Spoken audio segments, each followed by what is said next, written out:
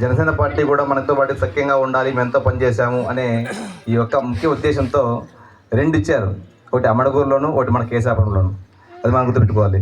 అదేవిధంగా market chairman, okay, నేను నా వయసు చిన్న వయసు అయినా కూడా ఈరోజు నా కష్టాన్ని చూసి లేదు ఖచ్చితంగా ఉండాలి అనే దాంతో మేడం గారి ప్రపోజల్లో కానీ మా పేరు కూడా పెట్టి, అదేవిధంగా మన పచ్చని శరణ గారు కానీ సార్, మన పల్లె గారు సార్ కానీ ఇచ్చినందుకు ముందుగా వాళ్ళందరికీ కృతజ్ఞతలు తెలియజేస్తున్నాను. ఈ సందర్భంగా ఈ మన ఏదైతే ఉన్నామో మన గుత్తి బాబాయ్ గారు మనకి కేశాపురం కేటాయిస్తున్నామని చెప్పేసి మన నాయకులు పల్లెసారి కావచ్చు, మనకి మేడం గారు కావచ్చు తెలియజేయంగా వెంటనే మన లోకల్ నాయకులతో అన్నగారితో మాట్లాడేసి ఇదో మన పలానా వ్యక్తి మనకి ముందు నుంచి ఉన్నారు, ఏమి ఇక్కడ మనకి స్థానికంగా పెద్దలుగా బాగా ఉంటారని చెప్పేసి మేము ఎన్నికంగా చెప్పంగానే ఎవరు కూడా అభ్యంతరం తెలియకోకుండా లేదు ఉన్నిలేండి, ఏమి ఎవరు కూడా అభ్యంతరం వద్దు, ఏమి ఖచ్చితంగా మనము వారికి ఏదైతే కేటాయించామో వాళ్ళకి ఉండిస్తామని చెప్పేసి ప్రతి ఒక్క నాయకులు, జనసేన నాయకులు కావచ్చు, టీడీపీ నాయకులు కావచ్చు, బీజేపీ నాయకులు కావచ్చు మాకు సహకరించిన దానికి వాళ్ళందరికీ కృతజ్ఞతలు తెలియజేస్తూ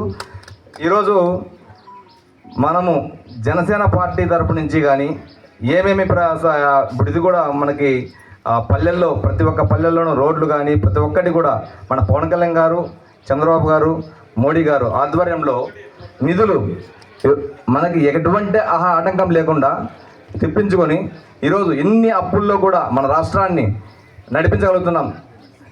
మనం గుర్తుంచుకోవాల్సింది మన కూటమి ఎందుకు అవసరము. ఈరోజు ఎన్నో చిన్న చిన్న సమస్యలు వస్తూనే ఉన్నాయి. కూటమి ప్రభుత్వంలో మనం ఒక ఇంట్లో 5 మంది ఉంటేనే ఒకరికి సమస్యలు వస్తూనే ఉన్నాయి. అలాంటిది 3 పార్టీ నాయకులు అంతా కలిసి మనం సఖ్యంగా పోతూ ఉంటే ఎక్కడ వచ్చి చిన్న చిన్న పొరపాట్లు జరుగుతూనే ఉంటాయి. ఒక పిల్లలేదనో లేకపోతే ఇంకోటో లేకపోతే ప్రతి ఒక్కరికి మనస్పర్ధలు ఉంటాయి. అలాంటి సందర్భంలో కూడా మన నాయకులు ఒకటి చెప్పారు, మీ మధ్యనే విశాఖపట్నంలో మేమంతా కలిసి సాగర్ కావచ్చు, మేమంతా కలిసి అడే సార్ కలవాలని చెప్పింది. కూటమి ప్రభుత్వం మరో 10 ఏళ్ళు ఖచ్చితంగా ముందుకు తీసుకెళ్ళాలి అని సారు కళాఖండిగా చెప్పారు. ఏమి కూటమి చెడిపోకోకుండా తీసుకెళ్లే నాయకులంతా కూడా ముందు ఉండాలి, ఎవరైనా అలాంటి వాళ్ళంటే వాళ్ళని పక్కన పెడతాం తప్పకుండా తెలియజేశారు. మేము అదే ముందుకు తీసుకెళ్తున్నాము.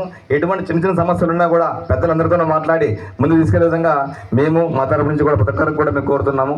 అదే మన పవన్ కళ్యాణ్ గారు గత సంవత్సర కాలంగా మన ప్రభుత్వంలో ఎలా నడవాలి, ఎలా ఉండాలి అని గత సంవత్సర కాలంలో ఆయన అవగాహన చేసుకొని ఈ విశాఖపట్నంలో పెట్టిన మీటింగ్లో కూడా ఏంటంటే అక్కడ మన కార్యకర్తల దిశానిర్దేశం ఇప్పటి నుంచి ఏ విధంగా పార్టీని బలోపేతం చేసుకోవాలి అనే దాంతో తీసుకెళ్లారు.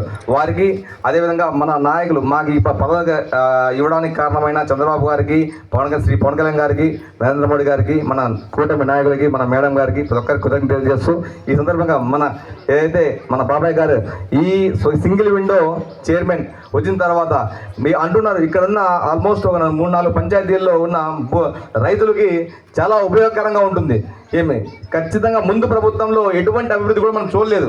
మనం చూసాం. ఇప్పుడు మాకు మార్కెట్లో కావచ్చు, ఇక్కడ కావచ్చు, ఎక్కడ కూడా నిధులు కానీ ఏదో కానీ రాకోకుండా వాళ్ళు తినడానికి సరిపోయింది తప్ప ఏదో కూడా మనము అభివృద్ధి చేసే విధానం లేదు. ఇప్పుడు ఈ మధ్యనే మనకి బండ్లపల్లిలో చేసాము, కొన్ని చోట్ల ఆల్రెడీ నిధులు ఏర్పాటు చేసి మన సింగిల్ విండో దాని తరపు నుంచి కూడా ఇక్కడ నుంచి ఆల్రెడీ రైతులకి చాలా సౌకర్యాలు కల్పించారు. అంటే అప్పుడే అభివృద్ధి వచ్చిన 2-3 నెలల్లోనే, ప్రమాణ స్వీకారం జరిగిన 2-3 నెలల్లోనే జరుగుతూ ఉన్నాయి. అంటే ఏంటి, మన నిధులు ఏర్పాటు చేసి దానిని ముందు తీసుకెళ్తున్నాం. మునుపటి ప్రభుత్వంలో ఎక్కడ ఉన్నాయి, రైతులకు ఏం జరుగుతున్నాయని కూడా ఎవరికి తెలియదు. సో ఈ విధంగా కొనసాగుతుండేది. ఈరోజు ఖచ్చితంగా మనది కూడా, మన కేశాపురం కూడా ఇక్కడ ఉన్న రైతులందరికీ కూడా అభివృద్ధి చేసే విధంగా మా చైర్మన్ గారు ఇక్కడ ఖచ్చితంగా అభివృద్ధి చేస్తారని మేము కోరుకుంటూ సెలవు తీసుకుంటున్నాను.